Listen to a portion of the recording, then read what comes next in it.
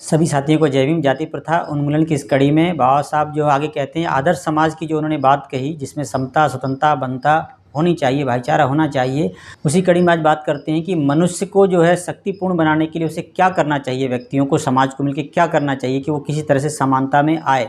तो बाबा साहब के शब्दों में जो पिछली कड़ी में आप जान सकते हैं कि समानता के जो प्रमुख 3 तत्व उन्होंने बताया कि पहला शारीरिक आनुवंशिकता, शरीर के आधार पर, आनुवंशिकता के आधार पर। दूसरा सामाजिक विरासत में उसे क्या मिला है, मान सम्मान, जो भी धन दौलत जो भी मिला हुआ है वो है।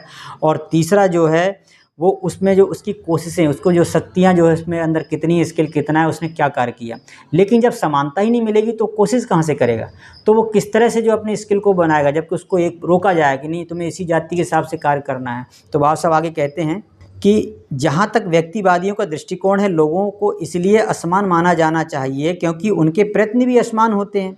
प्रत्येक मनुष्य की शक्ति के पूर्ण विकास के लिए उसे अधिक से अधिक प्रोत्साहन देना वांछनीय है, ज़रूरी है, क्योंकि जब तक प्रोत्साहन नहीं देंगे, उसे अवसर ही नहीं देंगे, अपॉर्चुनिटी नहीं मिलेगी तो कहाँ से काम करेगा। किसी को पढ़ने का अधिकार नहीं दिया, किसी को कुछ सीखने का अधिकार नहीं दिया, किसी को अवसर ही नहीं मिला कि वो कार्य कर सके, तो बताइए कहाँ से काम करेगा। इसीलिए जो है अधिक से अधिक ये वांछनीय है कि लोगों को प्रोत्साहन मिले, उसको जो है उसकी क्षमता, उसकी जो स्किल है उस हिसाब से उसे करने का अवसर मिले। तो यह जो है तभी हम समानता एक सही ला पाएंगे। बाबा साहब कहते हैं लेकिन जो प्रमुख 2 कारण हैं, पहला शारीरिक आनुवंशिकता और दूसरा जो है जो सामाजिक विरासत में मिला है। तो बाबा साहब कहते हैं कि अगर मान लीजिए कि अगर मनुष्य को जो उल्लेखित जो 2 कारणों से असमान मान लिया जाए, उसके साथ उस तरह का व्यवहार किया जाए तो क्या परिणाम होगा। स्पष्ट है कि जो व्यक्ति जन्म से, शिक्षा से, परिवार का जो नाम है, व्यावसायिक जो संबंध है और विरासत में जो मिली संपत्ति की दृष्टि से जो बेहतर होगा वह अधिक अच्छा माना जाएगा।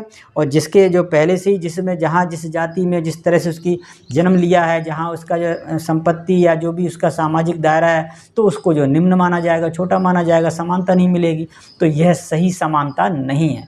आगे कहते हैं किंतु ऐसी स्थिति में जो चयन होगा उसे योग्य व्यक्ति का चयन नहीं कहा जाएगा कि सही योग्य व्यक्ति का क्या चयन हुआ, क्यों, उसे तो विरासत में सब कुछ मिला हुआ था। और उसको यदि मान लीजिए आगे तक पहुंचाते हैं, लेकिन वास्तव में जो एक योग्य व्यक्ति, उसको अवसर ही नहीं मिला किसी दूसरे व्यक्ति को, और आप कह रहे हैं नहीं सही व्यक्ति का चयन हुआ है, तो वो सही व्यक्ति का चयन नहीं होगा।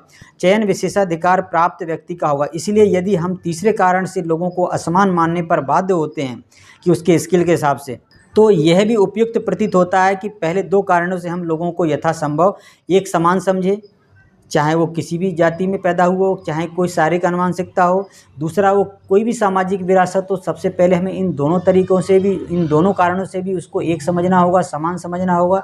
तीसरा उसे अवसर देना होगा कि जो है उसको भी जो है एक अवसर देकर जो उसके अंदर जो स्किल है वहाँ तक जो है वो प्रयास करे, और उस पर प्रोत्साहन देना होगा कि वो भी जो है वो अपने स्किल के हिसाब से जो है आगे बढ़े, तब जो है समानता सही रूप में आएगी। तो ये जानकारियाँ जो लोगों तक जरूर शेयर कीजिए। प्रतिदिन आप तक जो है मैं इस तरह की वीडियो जो है बाबा साहब की जो है कड़ियों के माध्यम से, छोटी छोटी जो है वीडियो के माध्यम से आप तक पहुंचाता हूं। बाबा साहब को मानने से ज़्यादा जानना जरूरी है, जानने के लिए पढ़ना जरूरी है। तो ये जो है आप ज़रूर पढ़िए बाबा साहब के वॉल्यूम को। और मैं थोड़ा जागरूक करना चाहता हूं आज के युवाओं को, ताकि उनको समझ में आए कि हम जो है बाबा साहब को मान रहे हैं, जान नहीं रहे हैं। जानने के लिए बाबा साहब ने जो है इतनी सारी जानकारियां दी हैं हमें, और उससे ज़्यादा छानने की ज़रूरत नहीं, सब छनी हुई चीज़ें हैं।